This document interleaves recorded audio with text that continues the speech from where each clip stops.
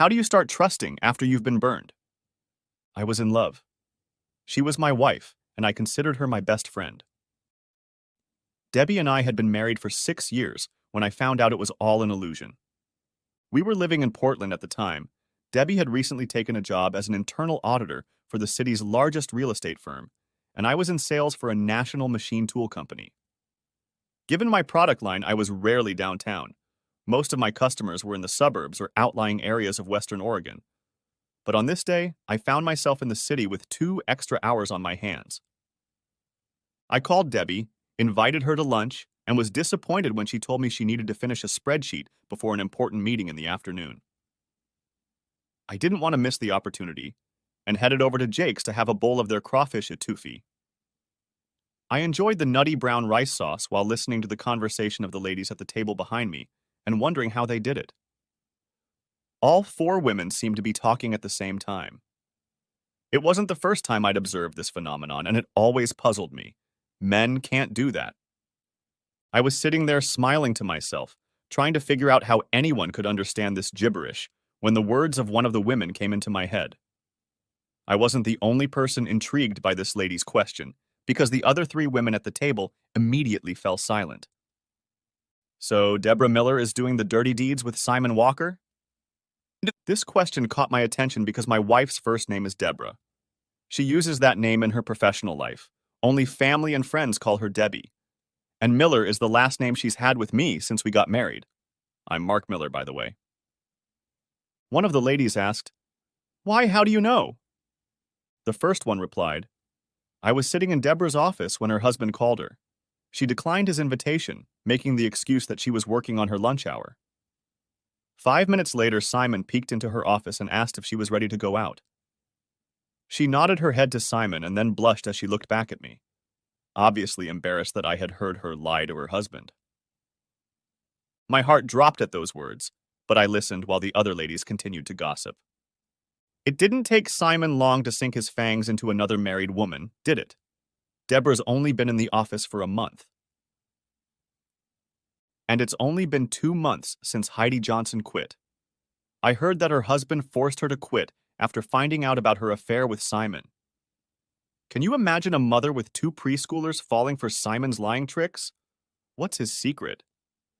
You mean besides those big blue eyes, Ryan Gosling's face, and from what I hear, a rather large package downstairs? All 4 women started laughing. I had heard enough, so I paid the bill in cash and walked out to my car. The rest of the day passed like a blur. I tried to figure out how I could confirm my worst fears. If Debbie was having fun with this jerk, we were screwed. So now, do I hire a private investigator to follow her, or are there other means to accomplish this goal? Out of curiosity, I called Debbie's office and pretended to be a salesman. The receptionist kindly informed me that Miss Miller had stepped out and would be back at 2 o'clock. Just like that, I hoped the gossip was unfounded. When Debbie got home that evening, I tried my best to act normal, although I almost snapped when she apologized for not being able to have dinner with me. She even had the nerve to kiss me on the cheek as she apologized. She asked if I would mind if I made dinner because she wanted to lounge in the tub for a while before we sat down to dinner. She poured herself a glass of wine and headed into the master bath. It was probably her way of getting rid of the evidence. Going home and taking a shower would be too obvious. Debbie was smart enough to use the bathtub as a disguise. How many more nights would she use this ruse? I quickly prepared a salad and a tray of cheese and crackers, then headed for the bathroom. Mark, are you trying to scare me to death? Well, if you remember, Deb, I live here too. Debbie has a knack for talking when she's lying or needs time to answer a question. She doesn't know she has it, and I've never told her about it. Every once in a while, I notice it, like last week when a good friend of ours asked Debbie if she liked her new hairstyle. Debbie blinked twice, and then told her friend that she absolutely adored it. Before answering me, Debbie said, "I just went out because I'm absolutely ravenous. Is dinner ready?" You may have guessed that another of Debbie's specialties is her use of words like absolutely. Catching Debbie turned out to be incredibly easy. That evening, I downloaded a book to my Kindle called The Amateur Detective, Catching a Cheating Spouse. It only took me a couple hours to read it in outline, and the next morning I completed 2 tasks while Debbie was in the shower. First, I checked Debbie's calendar on her smartphone. At noon yesterday, Debbie had allotted 2 hours marked working through lunch. I noticed that the previous Thursday she had the same 2 hours allocated with the same notation. How clever of her. The second task was to download a tracking app on her phone. That was too easy, and after thinking about it, I checked my phone. Son of a bitch, my phone had a similar app on it. I quickly deleted the app from Debbie's phone. I shouldn't have broached the subject too soon. I saved the app on my phone. It might come in handy later. You've read stories about guys acting normal while waiting for proof of a cheating wife, but you can't believe how difficult it is until you try it yourself. For the next 5 days, I tried my best to be a loving husband. Every morning I checked her calendar. Tuesday morning proved to be a good day. Between noon and 2, there was a notation, working until lunch. After breakfast, I drove to my office and did my best to get at least something done in time. On the way to work, I bought a drop phone at Walmart. At 11 o'clock, I forwarded my regular phone to the new drop phone and left the regular phone on my desk. If Debbie checked the tracking app she had installed on my phone, she would see that I was 20 miles from her office. If she called me, I could answer the call from my regular phone. I made the 15-minute drive downtown and got a seat at the Starbucks across the street from her office building. Right at noon, she walked out the door with a man. Hell, he looked like Ryan Gosling. I walked out of the Starbucks and followed them. It may seem trivial, but following the advice in the book, I put on a baseball cap, sunglasses, and put a small rock in my right shoe to change my gait. None of this mattered because the couples in love were only paying attention to each other as they walked hand in hand across the block to the lobby of the Vintage Hotel. I figured I had almost 2 hours, so I walked across the street to the bank and started transferring money, closing our joint credit card accounts and home equity. Debbie and I also had credit cards in each of our names. She wouldn't find out about the closed accounts until it didn't matter. I also called my company's law firm and got a recommendation for a divorce attorney, called her office and made an appointment for the next day. Half an hour later, I was back in the hotel lobby. I waited in the lobby, trying to act inconspicuous, pretending to read the Wall Street Journal and actually watching the elevator doors as the two of them went downstairs. I stood up. Debbie. Debbie stared at me with a shocked expression on her face. Mark, God, no! Simon was ready to play the hero because he stepped between Debbie and me and started saying something about being careful, sticking out his hand like some damn traffic cop. Apparently, Debbie forgot to tell him about the boxing class I was taking because he didn't seem to be prepared when my fist entered his belly just below the solar plexus. He went down and even wet himself. Debbie just stood still, continuing to move her mouth like some damn fish. Before she could get a word out, I told her, "You can keep your room for the night, because I don't want you coming home tonight and probably ever again." Unfortunately, right after I got home that day, a patrol car pulled up, and when I opened the door, I was handcuffed and taken to the Multnomah County Jail and charged with assault. Simon pressed charges. I ended up spending the night in jail, and the next day I was released for reconnaissance. When I got home, it was clear that Debbie was in the house because almost all of the small and valuable items, including the watch my father had left me after his death, had been put away. I checked the closet, and Debbie's clothes were gone too. Good riddance. I still had time to shower and make it to my meeting with my lawyer in time. Over the next 3 months, the following happened, in no particular order. The charges against me were dropped because I was lucky that the clerk at the front desk told the police that Simon had attacked me, and she saw him raise his hand. She thought he looked like he was ready to attack me. I guess she was the kind of person who is happy to see any skunk who entertains a married woman get his just reward. She wasn't really lying, just interpreting Simon's actions in my favor. I only communicated with Debbie through our attorneys. She tried to strike up a conversation along the lines of, "Can we make this work?" I firmly answered no, and the divorce papers went through the system.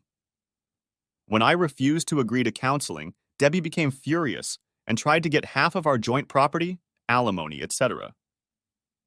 After Debbie, I was lucky because my attorney argued that even though we lived in a no-fault state, I should not have to suffer the consequences of her actions.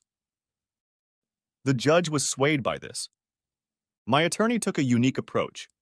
She argued that while Debbie had the option of writing her own vows, she had agreed to the traditional vows, which included forsaking all others, so I should expect fidelity. Second, we had testimony from Debbie's coworker about a conversation in Debbie's office when she declined my lunch invitation to have lunch with Simon.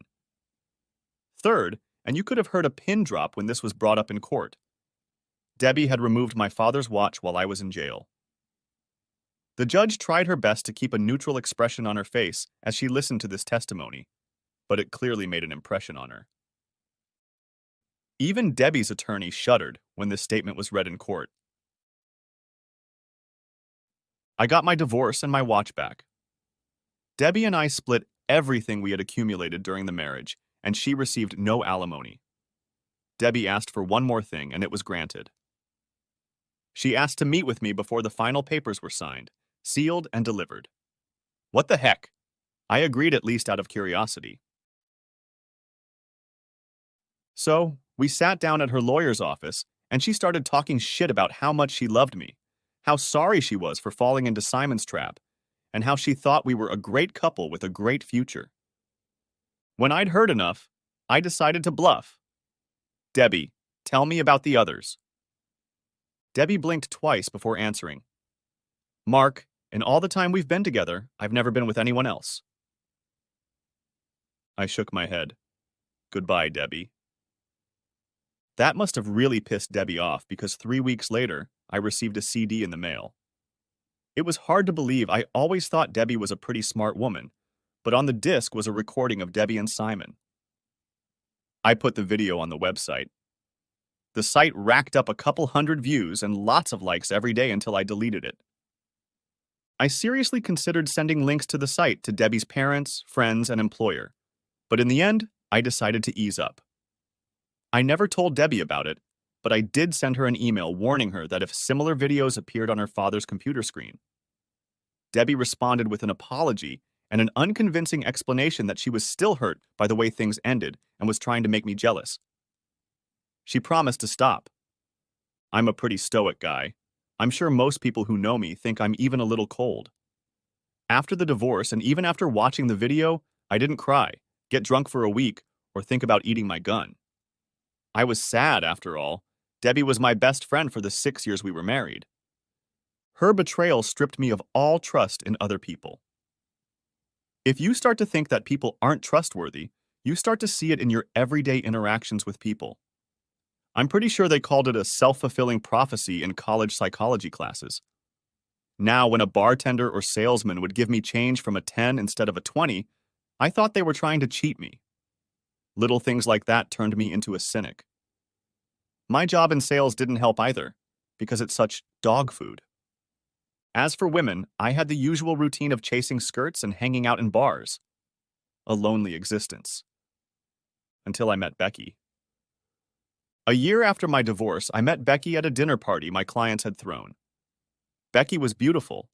Green eyes, blonde hair, a body that belonged on the cover of a Victoria's Secret catalog, and best of all, the personality of a woman you would be proud to take home to introduce to your family.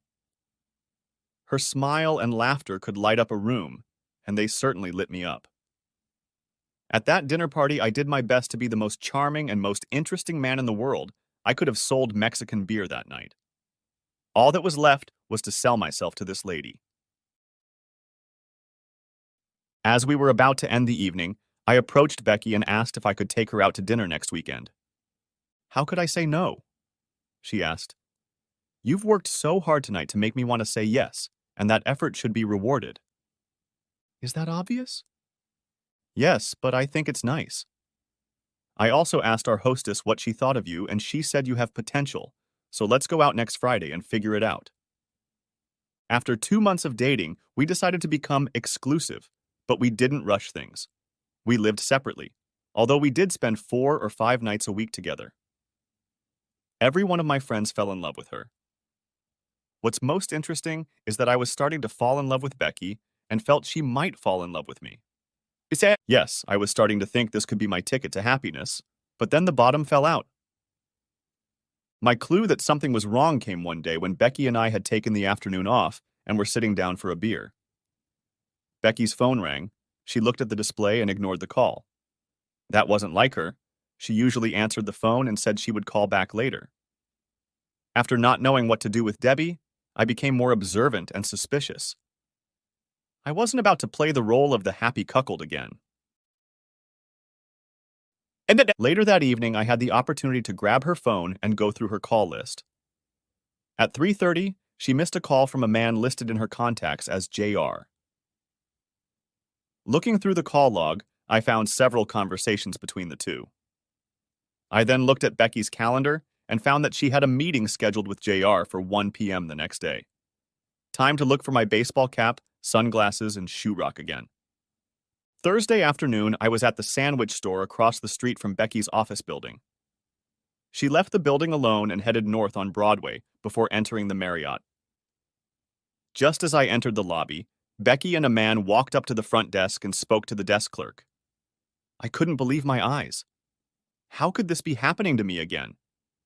I almost threw up as I approached them. You cheating, lying bitch? Becky turned around and looked at me. I don't think the look on her face would have been any different if I had shot her with a gun. The man she was with looked at me and asked, "Who's that?" Before Becky could answer his question, a second man with a Marriott badge approached. He stared at the three of us in confusion, but before anyone could say a word, Becky ran out of the lobby. It all happened too fast, but I managed to read the second man's name tag. Greg Houston, catering manager, and then looked back at the first man. The first man broke the silence. I understand you are Mark. I'm John Riley, the man Becky hired to coordinate your surprise 30th birthday party here at the Marriott. I think you just blew it. After that day, Becky never returned my calls again. A week later, I woke up to find a box on the front porch of my townhouse containing the items I had left at her apartment.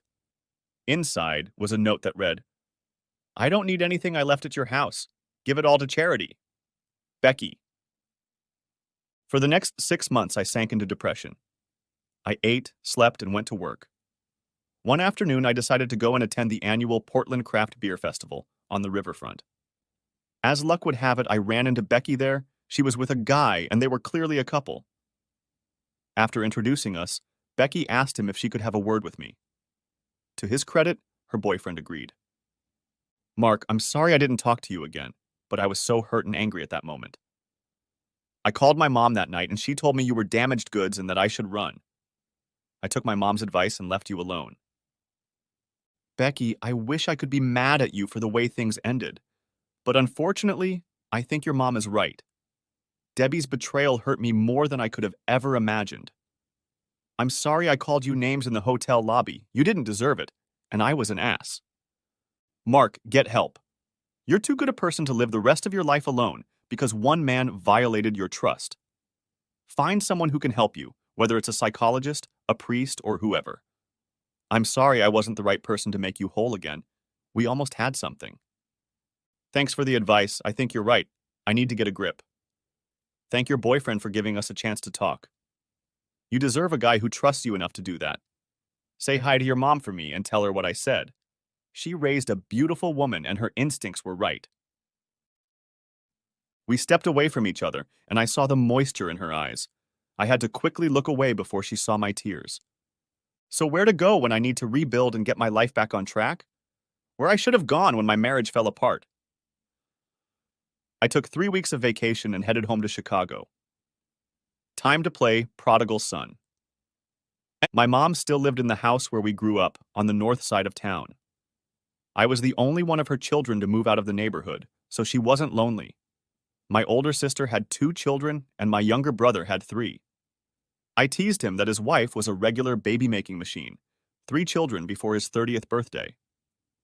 With 5 grandchildren around, Mom stayed busy, but I knew she missed having me around, though I can't imagine why. since she always claimed I was the cause of her gray hair. On my second day in town, Mom invited my siblings and their families over for a big holiday meal. She served my favorite dish, homemade lasagna, and my favorite dessert, chocolate cheesecake. Like I said, it was like the prodigal son. I pretended to be the lost uncle and gave each of my nieces and nephews some expensive electronic gift that most of them were too young to use. You could see my parents rolling their eyes at my stupidity, but I think they appreciated my sentiments. After everyone left, my mom and I did the dishes together and were able to chat. Mom didn't like to give advice. That was always Dad's job. But Mom always knew what to do. Your buddy Hank Taylor still stops by from time to time. He asks how you're doing. When was the last time you two talked? Not as often as I should, and before you say it, yes. It's probably my fault we don't talk more often. Call him. Hank was my best friend from the time we met in kindergarten until I left for college. From K-12, we were inseparable. In Little League, he was the pitcher, and I was the catcher. In soccer, for 6 years, he was the quarterback, and I was the receiver. I quit baseball my freshman year because I was a mediocre hitter at best, and the track coach noticed in gym class my ability to pole vault and high jump. I quit soccer after my junior year because my father was worried that I would get injured and lose my chances at a college athletic scholarship. As a junior, I was one of the best pole vaulters in the country, and the University of Oregon was ready to recruit me. My father's decision to keep me out of soccer had a negative impact on Hank's life. In my junior year, our soccer team fell just short of making it to the state championship. Much of our success was due to the Taylor-Miller combination. I was Hank's no-one target. His senior year was a bust. Most receivers had glass hands, and his stats weren't good enough to get him a scholarship to college soccer, his first love. He did, however, get a scholarship to play baseball at Southern Illinois and did quite well. Hank knew my father and his influence on my decision. He never resented me for quitting soccer. I ended up at the University of South Africa and was raring to go to the Olympics when an accident ended my career as a pole vaulter. During warm-ups at the NCAA finals, my pole broke in two, a once-in-a-million occurrence. I fell at an awkward angle and shattered my knee so badly that it took me 2 years of therapy to get back to 90% capacity. By then, the Olympics were over, and I had earned my bachelor's degree. I also had $250,000 in the bank after the pole manufacturer settled. In case you're wondering, Debbie couldn't touch the $250,000. Dad insisted on a prenup. When I went to Oregon State and Hank went to SIU, we started drifting apart. I was one of his suitors when he married Janice, and came home for the last time after Janice gave birth to their second son. It had been a little over 2 years since I'd last seen Hank, and if he was angry at my inattention, he didn't show it. 30 minutes after I called him at his house, we were sitting in the backyard drinking beer. First, I learned what was going on in Hank's life. His job, firefighter in Chicago, his wife, Janice, and his 2 boys, Mark and Hank. Then it was my turn. Hank learned of my divorce from my mom, but she didn't share any details. He was less surprised by these events than I had anticipated. He was surprised when I told him how my relationship with Becky ended and how I had trust issues. After Debbie cheated on me, I have a hard time trusting anyone. It seems like it's every man for himself. Hank gave me a hard look before answering. That's because you've been hanging out with the wrong people for the last 12 years. Let me tell you a story you don't know. All 3 years that you and Ginny dated in high school, I was in love with Ginny. Yes, I can see by the look on your face that you didn't have a clue about anything, and that's the way it should be. A friend never messes with a friend's girlfriend, no matter what. Remember that trip to my uncle's cabin in Door County? You had to work on Friday, and so did the girl I went with then, Stacy. Ginny and I went to the cabin Friday morning to get everything ready, and you and Stacy were going to come over Friday night after work. Your car broke down, and you didn't get there until late Saturday night. Ginny and I are alone all night because we got a call saying you're stuck in Milwaukee, we're drinking cheap wine. Ginny is still in one of her bikinis after swimming in the lake, And to top it all off, the power went out at the cabin. So now we're sitting by candlelight. And you want to know what happened that night between me and Ginny? Nothing. Because a friend would never cross that line. And if I hadn't been a friend and tried to hit on Ginny, do you know what would have happened? Nothing. Because Ginny was the kind of friend who would never cheat on her man. You went to Oregon and left the people you could count on to follow your Olympic dream. That's okay, but you shouldn't have replaced your friends with self-centered hacks pursuing their own goals. I feel sorry for you, Mark. It took me a few moments to realize what Hank had said. Then I thought of Ginny. You don't know where Ginny is or what she's doing? I haven't seen her since the first Christmas I came home my freshman year in Oregon. We practically broke up that week. Another long-distance affair. It didn't help that I went to Delta and the sorority girls were easy. Ginny was here a couple months ago. She's now a widow with a 5-year-old son. A widow? What happened? Her husband last served in Afghanistan. He got shot. She didn't go into details, but I understand he received some important medals for bravery, unfortunately posthumously. Ginny is trying to hang on for their son's sake, but you can tell she's barely hanging on. She still lives in San Diego County, not far from the base, and his co-workers keep an eye on her. She'd probably love to hear from you if you want to know her email. Is she still hot? Did anything happen between you two while she was in town? I glanced over my shoulder to make sure Janice couldn't overhear our conversation, but the storm door was closed. You weren't listening to Mark. What the hell happened to you? For one thing, I would never cheat on Janice. For another, Jeannie would never do it with a married man. It's just not what we both are. You need to get your head out of your ass. Only Hank Taylor could talk to me like that. That evening, I sent an email to Ginny. Jeannie, Hank Taylor gave me your email address. I hope I don't feel it's inappropriate to contact you, but I'll be in the San Diego area this weekend and was wondering if I could take you and your son out for lunch or dinner Friday or Saturday. Just to catch up with you. With warm wishes, Mark. Early Tuesday morning, I received a reply to my email with a pleasant surprise. Mark, how nice to hear from you after all these years. Lunch on Friday will suit me and my son Kevin. My address is XX. I will expect you at noon unless I hear from you otherwise. Your friend, Jeannie. Hank had been on duty since Tuesday, which meant he'd be at the fire station until I left town. But he invited me to tour the station and have lunch with his crew. I accepted his offer, and later that day sat at a table with a whole host of characters. Blacks, whites, Hispanics, men and women. I still have a hard time explaining the feelings I had sitting between two of Hank's fellow firefighters. They were both willing to answer my questions. They were probably used to civilians being in awe of what they considered routine. It became apparent how much trust is needed to accomplish their tasks while fighting a fire. Each firefighter could only enter a burning building knowing that their teammates would have each other's backs and do their job. I guess that's when I started to realize when my life started to go off the rails. Back in high school, I replaced baseball and soccer, two team sports, with individual track and field events. While the overall performance of the track team depended on others, my contribution depended solely on my effort. Even my chosen profession, salesman, was similar to this. Whether or not I made a sale depended almost entirely on my efforts. The only teamwork I could point to since I turned 15 was my marriage to Debbie. Could my failed marriage be partly to blame for my selfishness, or the fact that I married a woman with selfish traits similar to my own? Semper Fidelis. On Thursday, I flew to San Diego, rented a car, and checked into the Coronado Hotel. On Friday, I drove north to Ginny's house, one of 4 apartments in a 4-story townhouse. I rang the bell and waited, trying to hide the bouquet of flowers from the eyes of a curious neighbor.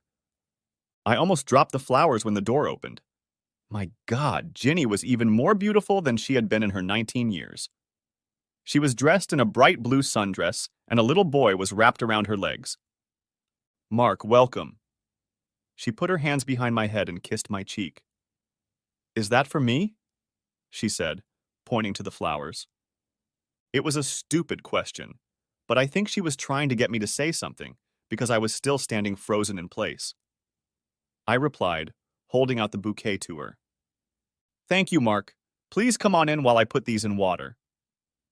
Mark, this is my son Kevin. Kevin, this is Mr. Miller, an old friend of mine that I went to school with before I met your dad. Kevin held out his tiny hand and said, Hello, Mr. Miller. I finally found my speech and said, Hello, Kevin, shaking his hand. While Jeannie put the flowers in a vase, I looked around the apartment.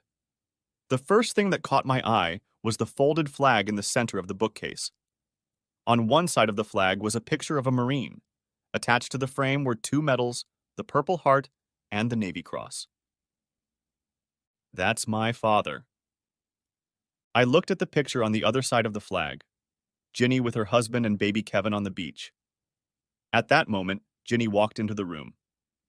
Ginny, I apologize if something is wrong, but that is a beautiful picture. You 3 look very much in love. You must miss him. No need to apologize. It's very sweet. And yes, we were madly in love. I met him at Northwestern University. He was in the ROTC program, and I was studying journalism. My classmates wondered why I fell in love with a military man. Most of my classmates didn't have much respect for the military. But besides being a strong and confident man, Chuck was the kind of man you could trust. He had a heart of gold. There's that word again. Trust. Ginny's eyes were watering slightly as she looked at the picture, so I broke the silence. Are you still ready for lunch? Yes, we have some catching up to do. Kevin, Mr. Miller is taking us to the Red Robin. Kevin was overjoyed at this, and we jumped into Ginny's car instead of moving the car seat into my rental car. The conversation was more animated during the ride, and by the time we got into the restaurant, the 3 of us were laughing at some silly joke Kevin had told us. Lunch went great. Even though Ginny had gone through so many life changes since we last talked, marriage, a baby, widowhood, she was still the same, kind, smart, funny, and charming. At one point, Ginny asked me why I was in San Diego. I was embarrassed, but decided to tell the truth. I already told you about how I was scolded by both my mom and Hank. The truth is, I came here to apologize to you for the way things ended. You deserved better, and frankly, listening to your stories about your marriage to Chuck, you did much better. What are you going to do now? Are you going back to Portland? My flight isn't until Sunday night. I think I'm going to spend the next couple days at the beach, run around a bit, and try to get my thoughts in order. I've got a lot to think about. Kevin dispelled his boredom by coloring with the crayons the restaurant gives out to kids while the 2 adults went about their business. But after 2 hours, we got fed up and drove back to Ginny's. Mark, do you want to attend a barbecue at my friend's house tomorrow? What? And miss a day alone contemplating your belly button? That's a lot to ask. Ginny laughed. Well, if you change your mind and decide to come to the barbecue with us, pick me up tomorrow at 11. Dress as usual, shorts and a polo shirt. Oh yeah, bring some beer. I told Ginny I'd see her then, kissed her on the cheek, and shook Kevin's hand. As I drove back to the hotel, all the reasons I had loved Ginny during those 3 years in high school came flooding back at me. The next day, Ginny, Kevin, and I went on a picnic. After we parked the car, Ginny took my hand to introduce me to her friends.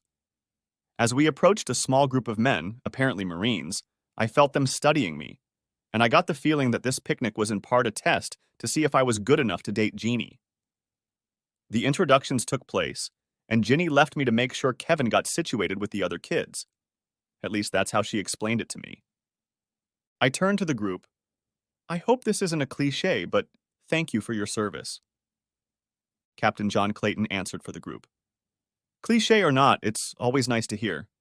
My dad served in Vietnam, and I can see the pleasure in his eyes when we're out walking together. I'm in uniform, and someone thanks me. It's a lot different than what he experienced after he came back from Vietnam. After that, the conversation turned to more pleasant topics, including the male icebreaker that is sports. The day passed quickly. I spent some time with Ginny, some time with the men, and even spent an hour in the kitchen with the ladies, exchanging cooking tips. At the end of the day, I was invited to join the men at a local tavern after I brought Ginny home. Kevin was asleep in his car seat. So, did I pass? I think so, but I'll probably get a call from Doreen after you leave for the tavern, and I'll get another call tomorrow after the men report to their wives. I hope you don't mind too much. They're a close-knit group who take care of themselves. I'll always be a part of them because of Chuck. He and John Clayton were very close in Afghanistan. I held my breath and decided to ask the question that was swirling around in my head. So the fact that I'm being tested means you want to continue dating me? Yes, Mark. We've both changed since our high school days, but I still have something in my heart for you. If you want to keep dating me, I'd be very happy to. I'd like that too, Ginny. Let the testing begin. We laughed, and I remembered how much I loved her laugh. By the time I leave the bar, it'll be late. Can we see each other tomorrow if I pass the tests? Ginny laughed again. I usually go to Mass at 10. You can join me at Mass or come afterward. She looked me in the eye. When was the last time you were at Mass, Mark? Other than funerals and weddings? It's been at least 10 years. I gradually drifted away from the church when I moved to Oregon. I didn't stop believing, I just stopped going to church. We were pulling up to her house.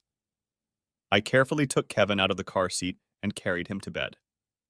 As I turned around, I saw Ginny in the doorway, looking at us with a smile on her face.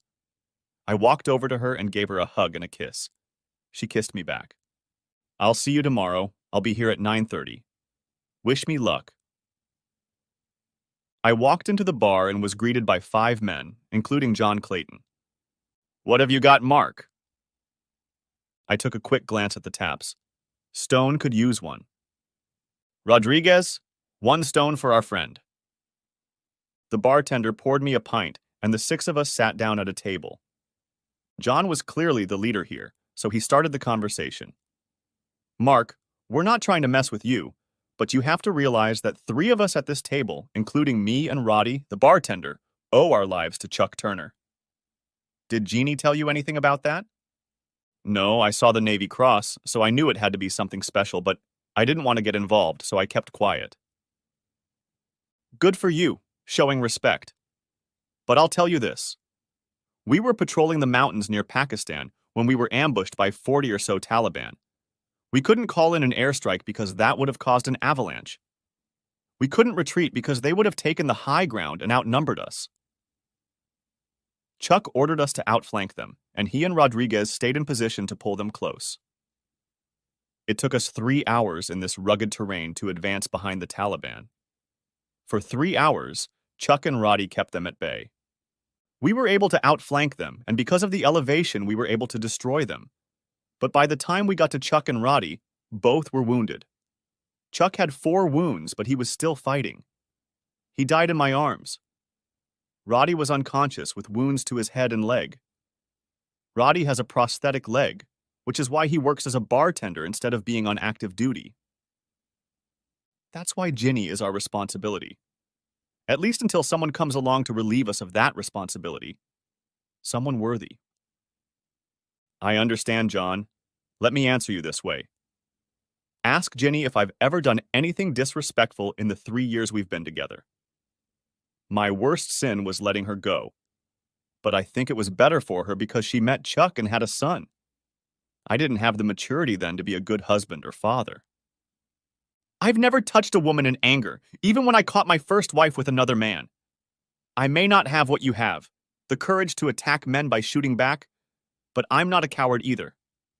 I won't back down if it means protecting a loved one from harm. I've recently realized I'm a bit self-centered, but I'll work on that. So now that I know how things stand, let me ask you all. I paused to look around the table. Do I have permission to keep seeing Ginny? People might think it was overkill to ask permission to date an adult, but I saw it as a way to show respect for their obvious concern for a fellow widow. I wasn't pretending, but I'm a good salesman because I can read people well. And it was the right request. because the answer I got was a broad smile from John and the others. Roddy, could you get us a batch of good beer? Make it a Knob Creek. Rodriguez brought 7 shot glasses half filled with the amber liquid. John raised his glass for a toast. To Captain Chuck Turner, Rodriguez joined us, and we all took up our glasses and drank. We sat around for another couple hours, drinking slowly to avoid a DUI, but discussing a variety of topics. At one point, I was told why Ginny wasn't seeing anyone right now. John told me about it. Last year, Ginny and another Marine started a serious relationship. The problem was that Jeannie couldn't get into a serious relationship with another Marine, not after she lost her first husband. And Tom had dreamed of being a Marine all his life. Tom told Ginny that he would leave the Marines, and Ginny replied to Tom that if he did, she would never speak to him again. Right after that, Tom transferred to Legend, and from then on, Ginny wasn't serious until she got your letter.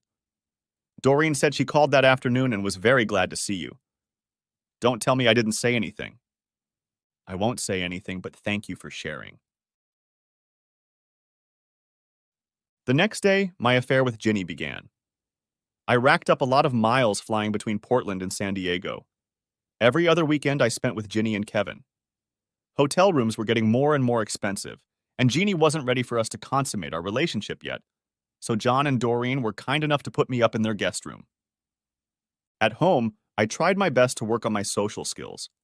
Even my boss noticed the difference in my behavior. I joined the company softball team. In San Diego, I played doubles tennis on the base courts. My partner was Jeannie, and for new partners, we were performing well. This was my 5th trip to San Diego. It had been 3 months since my first visit. I walked out of the terminal and got into Jeannie's car. When I looked back, Kevin's car seat was empty. Where's Kevin? He's at Doreen and John's this weekend. I have a surprise for you. I hope you like it, Jeannie replied as she pulled away from the curb, leaving the airport and heading north on the I-5 freeway. Ginny didn't bother to tell me about the destination, and we talked about other things. She said that Kevin was disappointed that he wouldn't see me until Sunday. He had grown very attached to me. I could tell by the tone of her voice that Ginny was pleased by that. As we drove, I noticed that Ginny was wearing the same blue sundress that she had worn at our first lunch, but this time, there was no bra underneath. We pulled into the La Jolla Beach and Tennis Resort Hotel. She smiled broadly at me. I think it's time, don't you? My answer to her question was a wide, shit-eating grin. As soon as she parked the car, I grabbed her and kissed her. You know I'm in love with you again, don't you, Mark? Thank God, because I've been hoping you'd fall in love since that very first weekend. I love you, Ginny. What a weekend. Ginny and I ordered room service food and entertained all Friday night. It was past noon, time to pick up Kevin, so we headed back to the Cliffs and the Clayton house. John greeted me with a firm handshake and a bottle of beer. Doreen hugged me and smiled broadly. Kevin straddled my legs. We had dinner with the Claytons, and Kevin spent the entire evening by my side. He looked sad as Jeannie drove me to the airport. On the way home, I made my decision.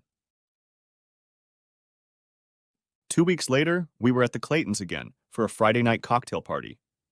When John and I were alone, I told him everything. I'm going to ask Jeannie to marry me, unless you have a reason why I shouldn't. I'll be disappointed if you don't. She's madly in love with you, and I can't imagine a nicer guy or anything that would make her even happier. Does that mean she'll move to Portland? If she says yes, and if she says yes, I'll work on getting us back to Chicagoland. She misses her family, her brothers and sisters. That's great, Mark. I know she's been talking about her family with Doreen. How are you going to handle Kevin? I'm going to take him out to lunch tomorrow and have a chat. Keep your fingers crossed for me. You might be surprised at his reaction. The guy likes you. The next day, Ginny gave me a weird look when I told her that Kevin and I needed to run some errands together, but I got away with it as I justified it by saying that it was time to socialize with the guys. We headed straight to Red Robin and grabbed a table. Over 2 milkshakes, I asked a question. Kevin, what would you say if I asked your mom to marry me? Would that be okay? I held my breath, waiting for his answer. That would be great, Mr. Miller. My mom really likes you. And you, Kevin, do you like me enough to live with your mom and you? Yes. Does that make you my dad? Sort of. No one can take the place of your real father. What did you call him? I used to call him Dad. Then maybe if your mom and I get married, you'll call me Dad. Would that be okay? Kevin smiled sweetly and replied with a short, Sure. We headed back to his house. Two had already left, leaving one left. I thought it would be hard for Kevin to keep our conversation a secret.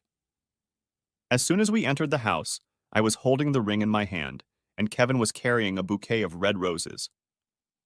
Ginny smiled when she saw the roses, and then looked embarrassed when I knelt down. Ginny, will you marry me? Not very original, but right on point. Ginny knelt down and wrapped her arms around me. Yes, I love you, Mark. That was all I needed to hear. Kevin wrapped his arms around us. Unfortunately, he forgot to drop the roses first, and the thorns scratched my neck. Thankfully, that was probably the worst thing that happened in our years together. Epilogue. I'm not going to drag this out. My life with Ginny has been blessed in so many ways. We were married 3 months after I proposed to her. By then, I had found a great job in sales at a company north of Chicago, close enough to our families and old friends. Kevin now has a brother and sister. They all call me Dad, since that's what Kevin calls me. Ginny still looks amazing after 3 kids. We still play doubles tennis, and please don't tell anyone, but we have learned to play volleyball and have games at Black's Beach when we visit the Claytons. Last May, our family met up with the Clayton clan in Washington, D.C. We did the usual tours, and on Memorial Day, we visited Chuck's grave in Arlington to pay our respects. It was 10 years since Captain Turner was taken from his wife and son. It was a sad, somber, and proud day. I was glad John and Doreen were there to help me comfort Kevin and Ginny. It took all day for the smiles to return, and for a few more days after that, you could see the occasional resentment. But it was the right thing to do, to pay tribute to any person, whether military, police, or firefighter, who volunteers to live their life knowing that one day they will have to sacrifice everything in the line of duty. We returned from our trip, and it's been a few weeks, but everything is back to normal, even the flag, the medals, and the picture of Captain Charles Turner on the bookcase. I am very pleased that Ginny and Kevin allowed me into their lives after such a brave man became their husband and father. As for me, I'm glad I opened my eyes and ears to learn what trust really is. Even Hank has stopped threatening to kick my ass. Although he still gets mad at me when I miss a man cutting off a ball during our softball league game. My excuse is that I'm distracted by a beautiful blonde with 3 cheering children in the stands. My life is good. The end. Thanks for watching. I hope you enjoyed it. So subscribe to my channel and watch the next video.